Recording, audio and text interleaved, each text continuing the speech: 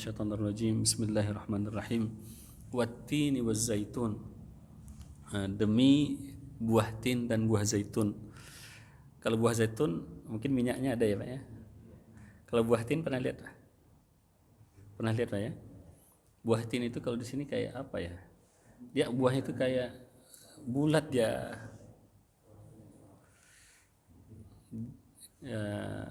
Dia buahnya manis. Kalau zaitun itu buahnya pahit.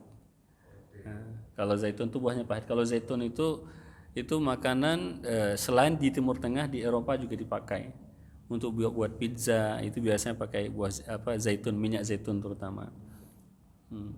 Bagian dari rempah-rempah Arab lah gitu. Kalau buahnya ya sebesar-besar gini, buah zaitun. Dan zaitun pahit, atin buahnya manis. Apalagi kalau yang sudah dikeringkan, yang dikeringkan biasanya ada juga mirip seperti apa ya? Dia biasanya kawan dari kurma lah gitu. Nah, memang mungkin di sini kita tidak melihat, tapi Allah bersumpah dengan itu. Nah, Allah bersumpah dengan satu buah yang manis, satu buah yang pahit. Itulah kebiasaan Allah SWT. Itu untuk menggambarkan kepada kita, hidup itu juga kadang-kadang ada pahit, ada manis. Dan itu sudah menjadi sunatullah. Demi Allah, nggak ada manusia yang hidupnya itu selalu manis.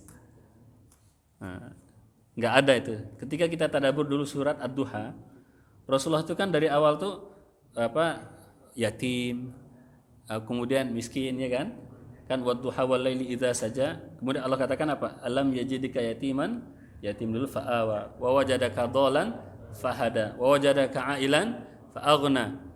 Jadi yatim artinya tersesat, enggak dapat petunjuk, kemudian miskin. Kemudian lawannya diberikan pelindung, diberikan orang tua asuh lah, orang tua yang mengasuh dia. Nah, kemudian ketika dahulunya dia enggak dapat petunjuk, diberikan hidayah oleh Allah SWT. Yang dahulunya dia miskin, kemudian dicukupkan oleh Allah SWT. Dan itulah siklus kehidupan kita. Dan tidak ada yang lepas dari itu. Ya mungkin ada sebagian orang yang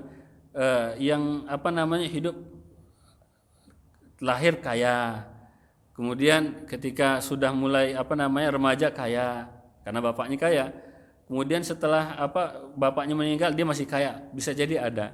Akan tetapi nanti di akhirat kalau seandainya dia tidak menderita di dunia, tidak dia gunakan kekayaan itu untuk jalan Allah, nanti di akhirat dia juga akan menderita. Sama seperti orang yang zalim sampai mati zalim, di akhirat nanti dia dapat keadilan. Nah, memang begitu, dan itu sudah menjadi sunatullah dan nggak akan ada yang lepas dari itu. Jadi kalau seandainya kita kadang-kadang umat Islam ini sejak masuk Islam, apalagi mohon maaf Pak Nur, sejak masuk Islam kok banyak kali lah cobaan rasanya gitu. Ada ya, dan itu banyak. Sama seperti sahabat, setelah masuk Islam apa yang terjadi? Diusir. Kan diusir dari Mekah. Diusir oleh orang tuanya, diusir oleh karib kerabatnya, bahkan ketika terjadi perang Badar, perang Uhud, perang Ahzab, berantam dengan keluarganya, artinya berperang melawan keluarganya sendiri di dalam perang. Nah, dan setelah itu Allah ganti lagi mereka. Nah, sebagian diganti oleh Allah dan sebagian lagi ada yang sudah dahulu menjemput jatah mereka di alam yang lain sana. Nah, jadi memang itulah kehidupan kita. Bagaikan buah tin dan buah zaitun, ada manis, ada pahit. Tapi pahitnya itu juga mendatangkan kesehatan. Kalau buah zaitun itu kan gitu. Ada nggak yang suka? Saya rasa banyak di sini suka buah zaitun untuk masak gitu. Tujuannya apa? Untuk menghindari kolesterol, betul nggak Pak Irwan? Jadi katanya kan gitu, supaya tidak kolesterol maka masaknya pakai minyak zaitun. Minimal dicampur dengan minyak zaitun. Karena katanya minyak zaitun itu walaupun pahit, dia bisa menjadi obat untuk meminimalisir kolesterol yang ada pada tubuh kita. Nah, jadi walaupun pahit kadang-kadang dia mendatangkan kebaikan. Wattini wazzaitun wa turi sinin, dan Tur Sina. Nah, Tur Sina itu adalah tempat Nabi Musa alaihissalam mendapatkan wahyu dari Allah Subhanahu wa taala. Alhamdulillah dahulu Allah berikan kepada saya kesempatan untuk ke sana sebanyak 2 kali. Naik ke atas bukitnya itu yang katanya di situ dahulu Nabi Musa bermunajat kepada Allah SWT. Dan memang bukitnya itu dianggap bukit suci oleh bukan hanya orang Islam saja. Dari Jepang pun datang ke sana. Dari Eropa ya nggak usah ditanya. Kalau Eropa itu setiap ada tempat yang diziarahi mereka datang. Walaupun sampai di atas cuma batu aja. Jadi, mungkin bukit kita lebih indah, tapi karena sejarahnya maka diziarahi dia. Jadi itu tempat Nabi Musa alaihissalam menerima wahyu atau bermunajat dengan Allah SWT. Atau tempat Nabi Musa mendapatkan api ketika dia minta izin kepada keluarganya untuk mengambil api. Nah, yang jelas itu kaitannya dengan Nabi Musa. Wahadal baladil amin, dan demi negeri ini yang aman. Negeri yang aman itu apa? Mekah. Jadi sudah diikat oleh Allah. Ada risalah Nabi Musa alaihissalam, ada risalah juga Nabi Muhammad SAW. Dan keduanya ini adalah sama-sama datang dari Allah SWT. Nabi Musa mengajak untuk mentauhidkan Allah, sebagaimana Nabi Muhammad SAW juga mengajak mentauhidkan Allah. Nabi Musa mengajak orang untuk membersihkan diri mereka sehingga menjadi manusia yang terbaik. Begitu juga yang dilakukan oleh Nabi Muhammad SAW. Misi mereka sama. Makanya setiap nabi yang diutus oleh Allah SWT, mereka senantiasa mengatakan, ya qaumi i'budullaha inni akhafu alaikum adzab yaumin azim. Wahai kaumku, sembahlah Allah saja, jangan sekutukan Allah dengan siapapun. Sesungguhnya aku khawatir kalian akan ditimpa oleh azab yang pedih. Nah, kemudian wa turi sinin wa hadzal baladil amin laqad khalaqnal insana fi ahsani taqwim. Sungguh kata Allah, khalaqna, la di situ lam takkid namanya. Qad itu juga untuk mentakkid, mungkin Novel pernah belajar ya. Rian juga pernah belajar lam takkid ya. Nah, kalau lupa-lupa ingat lagi. Jadi ada lam yang tugasnya untuk menguatkan atau menegaskan. Qad itu juga maknanya adalah penegasan. Laqad khalaqna, artinya apa? Sungguh benar-benar kami telah menciptakan manusia itu fi ahsani taqwim, di dalam bentuk yang sebaik-baiknya, di dalam penciptaan yang sebaik-baiknya. Enggak ada yang lebih baik daripada manusia. Putri duyung pun ada nggak yang mau berubah jadi putra duyung di sini? Bisa berenang gitu, indah, tampan gitu. Nggak ada yang sebaik manusia. Kayak burak ini digambarkan, tapi aneh-anehnya kalau putri duyung perempuan juga. Burak digambarkan seperti kuda, tapi seperti perempuan juga, aneh-aneh juga gitu. Ini yang melukis itu entah siapa itu. Gambarannya gambaran syahwat aja. Jadi nggak ada yang lebih indah daripada manusia. Diciptakan dua mata, diciptakan tangan dua, diciptakan dengan penampilan yang berbeda-beda. Berbeda sama kucing, anjing, ataupun hewan-hewan yang lainnya. Bentuknya lebih kurang sama dan nggak ada gagahnya. Kita bilang ganteng, anjingnya ganteng ya nggak ada. Sama aja anjing juga. Tapi kalau manusia, subhanallah, diciptakan dengan bentuk yang luar biasa oleh Allah SWT. Bukan bentuknya saja, batinnya juga demikian. Dan batinnya itu dihiasi dengan qalbu, dihiasi dengan akal. Dan itulah yang menjadi keistimewaan manusia atas segala makhluk yang ada. Dan qalbu dan akal tadi, makanannya adalah ilmu. Makanya nanti akan dibahas juga di dalam kitab Ta'limul Ta'lim ini, bahwa yang membedakan kita dari yang lain itu adalah ilmu. Kalau dari sisi kekuatan, kuda lebih kuat dari kita. Kalau dari sisi daging misalkan, unta lebih banyak dagingnya dari kita. Nah, kalau dari sisi apa lagi? Pokoknya selain daripada ilmu, hewan yang lain lebih unggul dibandingkan dengan kita. Maka kelebihan kita di mana? Kelebihan kita di ilmu. Nah, maka Allah katakan, laqad khalaqnal insana fi ahsani taqwim. Penampilan zahirnya ahsani taqwim, penampilan batinnya juga demikian. Kemudian masalahnya apa? Tsumma radadnahu asfala safilin. Cuman masalahnya kemudian kami kembalikan mereka ke daerah derajat yang paling rendah.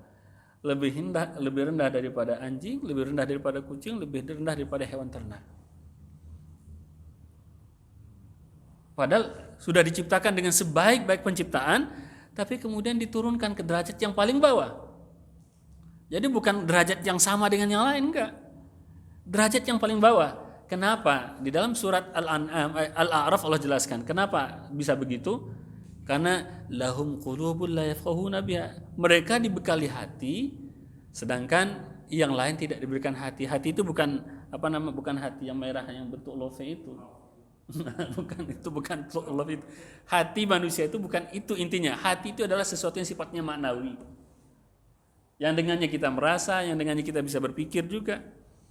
Yang bisa menarik kita kepada jalan kebaikan. Nah, kalau hati itu rusak, dia nggak akan menerima kebenaran. Kalau hati itu buruk, maka yang keluar buruk. Kalau yang hati itu sudah busuk, keluarnya juga busuk. Katanya busuk, sikapnya busuk. Jadi dia adalah sesuatu yang sifatnya maknawi.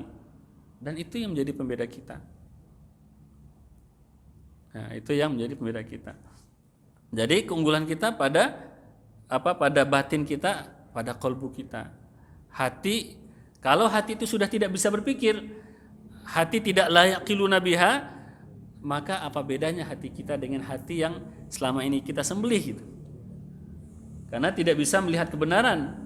Karena hati itu kan punya mata juga. Namanya mata batin, bahasa Arabnya basirah, bahasa Al-Qur'annya. Innaha la ta'mal absar walakin ta'mal qulubul lati fis sudur. Mereka itu tidak buta mata, tapi buta hati yang ada di dalam dada mereka, kata Allah SWT.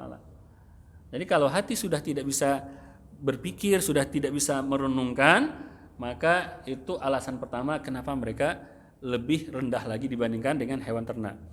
Lahum qulubul la yafqahuna biha wa lahum a'yunul la yubsiruna biha. Mereka punya mata tapi tidak bisa melihat. Bukan tidak bisa melihat seperti kita. Apa ini warnanya biru, ini dinding, ini jam, bukan itu maksudnya. Tidak bisa melihat kebenaran. Ini yang dibacakan ini kebenaran apa tidak? Dia nggak bisa lihat. Ini tanda kebesaran Allah ini adalah bukti wujud Allah SWT. Tapi nggak nyampai dia. Mata dia hanya sampai pada bendanya saja, tapi nggak sampai kepada yang di belakang benda. Ini kan nggak mungkin ada dengan sendirinya kan? Akhirnya nggak mungkin ada dengan sendirinya. Pasti ada yang memaking ya, pasti ada yang memasukkan, kemudian ditutup juga oleh pabriknya lah. Pasti ada pabrik yang memproduksi. Kalau orang yang mata mereka tidak bisa melihat itu, mereka hanya bisa melihat sampai di sini aja. Di belakang ini bagaimana prosesnya, bagaimana ini ada, nggak sampai pikiran dia ke situ. Maksudnya ini dikiaskan dengan bagaimana cara mereka memandang antara penciptaan alam ini dengan sang pencipta. Jadi nggak sampai pikiran mereka ke situ. Maka dikatakan ketika mereka memandang sebenarnya mereka tidak memandang. Maka dikatakan walahum a'yunul la yubsiruna biha walahum adhanul la yasma'una biha. Mereka punya telinga tapi tidak bisa mendengar, sama kayak tadi. Disampaikan kebenaran yang mereka tangkap hanyalah zahirnya saja. Inti daripada apa yang disampaikan tidak tertangkap oleh mereka sehingga enggak masuk dalam hati mereka. Maka Allah katakan ulaika kal an'ami balhum adall. Mereka itu adalah bagaikan hewan ternak, bahkan lebih sesat lagi daripada hewan ternak. Nah, maka di sini Allah katakan summa radadnahu asfala safilin illa alladzina zalamu. Dan mudah-mudahan kita masuk nih, amin. Kecuali orang-orang beriman wa amilus solihat, dan melakukan amal soleh. Amal soleh yang kaitannya dengan antara dia dengan Allah, dan amal soleh yang kaitannya antara dia dengan sesama manusia ataupun dengan yang lainnya. Wa amilus solihat falahum ajrun ghairu mamnun. Maka untuk mereka ada ganjaran yang tidak akan pernah putus. Fama yukadzibuka ba'du biddin alaysallahu biahkamil hakimin. Dan dalam terjemahnya tadi gimana Nova? Apa yang membuat mereka mendustakan agama? Kenapa mereka mendustakan agama? Boleh juga kita terjemahkan kalau di dalam tafsir. Kalau orang-orang beriman itu fama yukadzibuka ba'du biddin. Mereka itu tidaklah mendustakan agama. Jadi orang-orang yang mereka itu tidak dikatakan sebagai yang orang digolongkan kepada dan dikembalikan kepada derajat yang di bawah adalah orang-orang yang tidak mendustakan agama. Alaysallahu biahkamil hakimin. Bukankah Allah adalah sebaik-baik hakim? Hakim itu yang menghukum. Menghukum itu artinya dia yang memutuskan.